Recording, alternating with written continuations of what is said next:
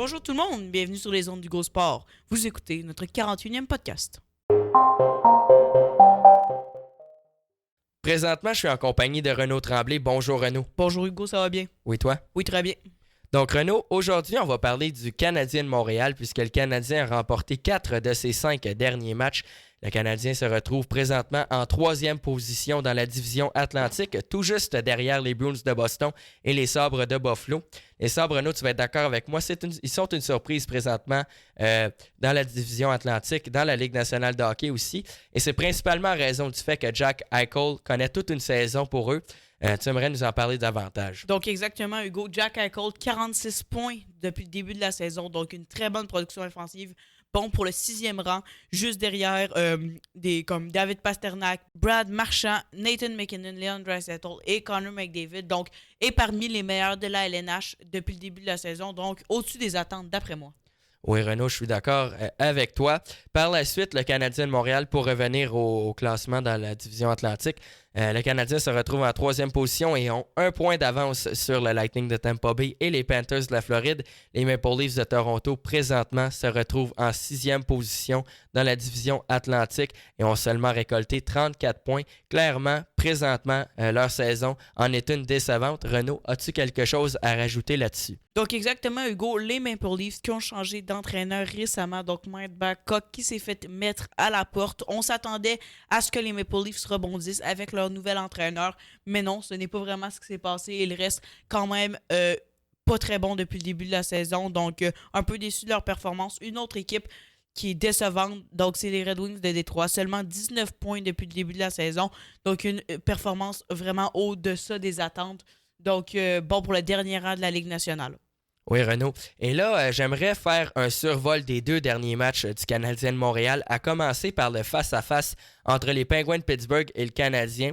Et puis, j'aimerais mentionner le travail que réalise présentement Joël Armia pour le Canadien de Montréal. Il a récolté 1 but et une mention d'aide face aux Penguins de Pittsburgh. Et présentement, Renaud, il a inscrit 11 buts depuis le début de la saison, donc en 30 matchs de jouer. Brendan Gallagher continue sur sa lancée alors qu'il a récolté 2 points, dont 1 but face aux Penguins de Pittsburgh. Et Thomas Tatar, qui est maintenant le meilleur pointeur chez le Canadien de Montréal, a lui aussi récolté 2 points, dont 1 but. Et Renaud, tu aimerais nous parler des meilleurs pointeurs chez le Canadien présentement? Donc oui, Hugo. Donc comme tu l'as dit, Thomas Tatar, meilleur pointeur des Canadiens depuis le début de la saison, avec 28 points, donc 11 buts et 17 mentions d'aide en 32 parties jouées. Donc Brendan Gallagher le suit de proche avec lui aussi 32 parties jouées. Mais 14 buts, donc bon pour le premier rang chez le Canadien à ce niveau, et 12 mentions d'aide pour 26 points. Chez Weber, que lui aussi 26 points, mais 10 buts et 16 mentions d'aide. Maintenant, Philippe Danault qui suit avec 25 points, donc seulement 7 buts et 18 mentions d'aide. Donc très bon au niveau des mentions d'aide, mais au niveau des buts, j'aimerais en voir un peu plus. Donc suivi par Max Domi, donc lui qui a 20 points et donc 7 buts et 14 mentions d'aide. Une récolte décevante d'après moi depuis le début de la saison. Oui, Renaud, je suis d'accord avec toi. Présentement, Max Domi connaît une saison décevante, mais il a tout de même récolté 2 mentions d'aide face aux Sénateurs d'Ottawa. Et le Canadien est allé chercher sa 15e victoire de la saison en prolongation. Et celui qui a inscrit le but gagnant, eh bien, c'est Ben Chariot qui s'est ajouté à la brigade défensive du Canadien de Montréal durant la saison morte. Et tu aimerais nous en parler davantage? Donc, Ben Chariot, 11 points, dont 4 buts et 7 mentions d'aide depuis le début de la saison. Pas un si haut récolte de points, mais il a fait des jeux très importants, des buts très importants, comme le but en prolongation contre les Sénateurs. Donc, il en a fait plusieurs depuis le début de la saison comme ça, donc un joueur très important.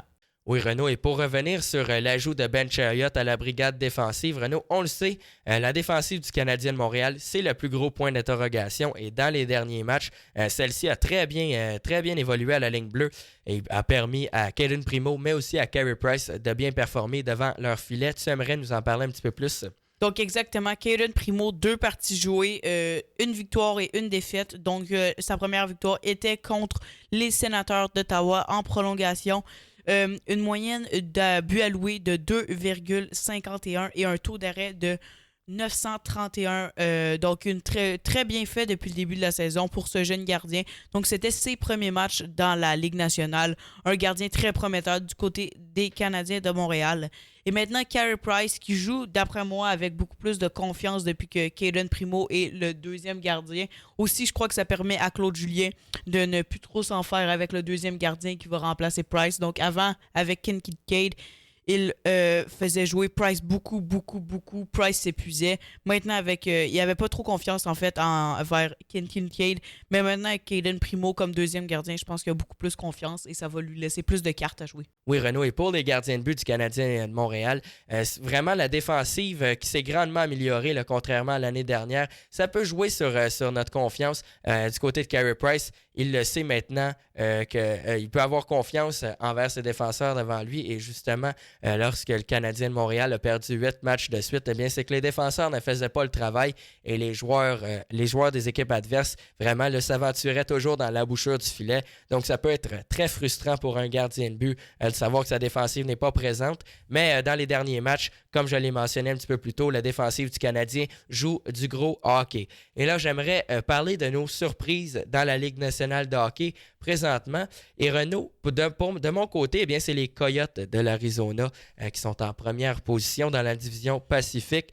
Ils ont 2 points d'avance sur les Oilers d'Edmonton qui reposent sur Connor McDavid, qui est le meilleur pointeur dans la Ligue nationale de hockey présentement. Et les Coyotes de l'Arizona, malgré le fait qu'ils n'ont pas nécessairement de joueurs, le meilleur pointeur, c'est Clayton Keller là, de leur côté, qui a récolté 23 points en 34 parties. Donc, clairement, là, on voit que du côté des Coyotes de l'Arizona, leur succès n'est pas basé sur un seul joueur. Donc, c'est très intéressant de les voir évoluer. On le sait, les Coyotes ont connu des saisons difficiles dans les dernières années. Eh bien, peut-être qu'on assiste à l'émergence de quelque chose, Renaud, puisque présentement, ils sont dans les équipes à surveiller en étant en première position dans la division Pacifique. De ton côté, Renaud, quelle est la plus grande surprise dans la Ligue nationale de hockey? D'après moi, c'est pas nécessairement une équipe, mais plutôt la conférence de l'Ouest.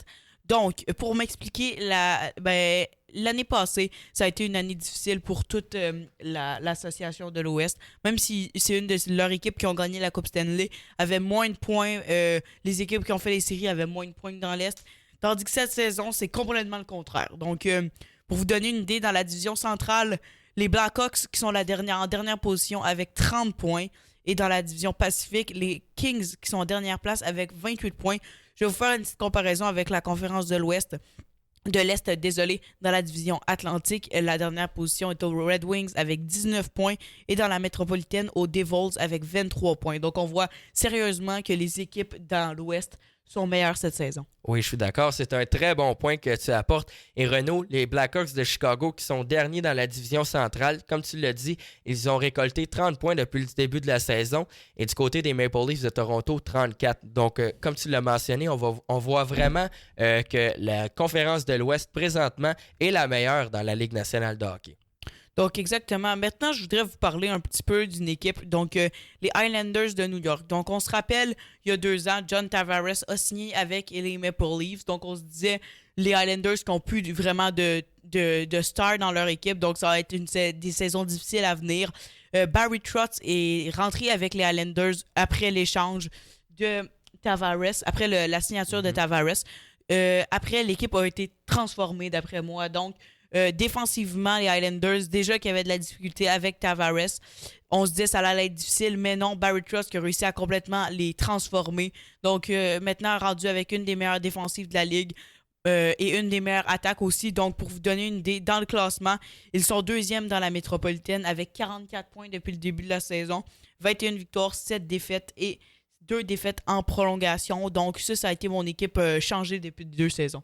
Oui, Renaud, et c'est important de mentionner le travail que réalise présentement Matthew Barzal à seulement 22 ans. Il évoluait avec John Tavares. Comme tu l'as mentionné, lorsque Tavares a quitté, on se demandait si les Islanders de New York seraient en mesure de rester au sommet, et principalement en raison du fait que Matthew Barzal connaît d'excellentes saisons. L'année dernière, il a récolté 62 points et cette année, Renaud, présentement, il a récolté 27 points en 30 matchs. Donc, ça va bien de son côté. Et c'est ce qui va conclure notre podcast. N'oubliez pas de liker la vidéo, de vous abonner à la chaîne, d'interagir avec nous dans les commentaires commentaires, mais aussi de vous procurer notre marchandise si jamais vous êtes intéressé. C'est le temps des fêtes. Ça peut être intéressant, un petit cadeau comme ça. Donc, si jamais vous êtes intéressé, ça se passe sur Instagram, sur Hugo Hockey 75 côté ou encore sur Hugo Sport YouTube. Merci beaucoup et au revoir.